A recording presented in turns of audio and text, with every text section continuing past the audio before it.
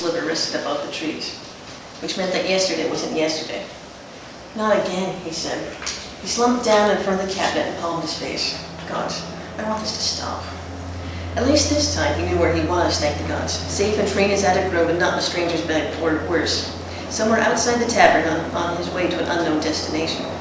There was the cabinet littered with bottles and jars and cosmetics, and the old worn mattress sitting in the corner. The cracked mirror sat on top of the cabinet, showing a face far too wild for his liking.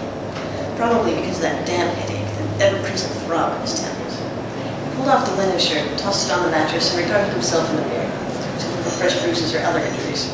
There, on his upper arm were 4, about the size and spacing of fingers. Another, just turning to turn yellow-green, colored his skin just below his ribs. He didn't remember getting that one, which meant that the last thing he remembered, dressing to go downstairs for the night, had been at least 3 days ago. He felt lucky this time. Nothing worse than bruises, and only a few days had gone by instead of a few weeks. 8 days, the voice in his head told him. She called herself Rosa. Rosa didn't know exactly how long she'd been tormenting him, but he thought it coincided with his arrival at Cat's Eyes. Leave me alone. You're not real. Go away, whatever you are. He still wasn't convinced she wasn't someone constantly teasing him with her denar, or the ability most hysteric had to read minds, emotions, or to heal. The only other option was one he didn't like to think about. He was going mad. Ever since he'd arrived at the tavern, weird things happened with no explanation.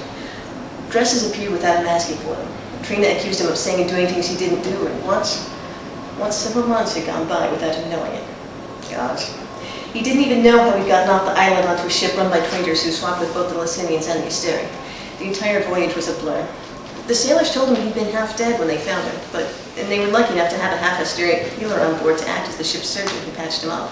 He'd accepted that as the reason for scanty memories, but it was once they neared the Asteri's shores that things began to get strange. Waking up naked in the surgeon Isander's bunk, for example, and Isander insisting that Erosi had invited himself into it. He jumped when Trina's angry voice echoed up the stairway. Rosie! Gods, what have you been doing? It's past dusk. You were supposed to be downstairs hours ago.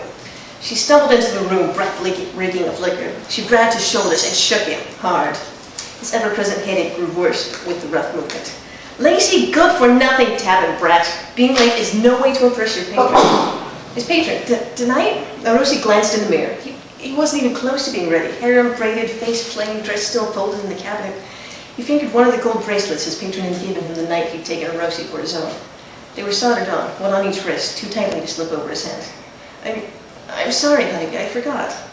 Forgot? How could you? She slapped him. Pain streaked his cheek. Fix your face, I'll do your hair. She wasn't gentle, but her hands were quick. By the time Rosie had trailed the coil around his eyes, several thin braids hung on either side of his face. She worked to thread the rest of his long hair through a shiny wire hairpiece. You look like a pool cat with your eyes so dark, Rosa said. Rosie clenched his teeth, determined to ignore her. His hand hovered over the bottles as he decided which color to use to highlight his eyes, glad that he had free access to Trina's hoard of cosmetics. Several of the colors didn't fit Trina's complexion anyway. His skin was darker than her light olive, and he could get away with the reds and darker browns that she could not. Red. Pick the red tonight. Rosie shivered and took one of the dark browns. With his face and hair done, Trina opened one of the cabinet drawers and tossed his supplies to him. The long bandage itched as he wrapped it around his chest a few times and stuffed it with bits of rags to give him the cleavage he needed to fill out the bust. A nothing around his hips and between his legs hid his masculine endowments. A cincher laced around his waist provided the hourglass shape nature had denied him.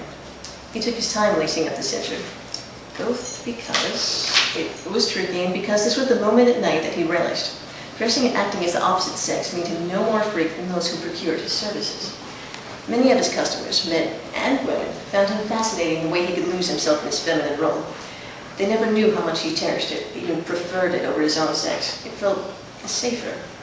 At last he reached for the dress his patron had bought, especially for him. Made of light, sensuous gold fabric, he'd spent hours altering it to fit perfectly.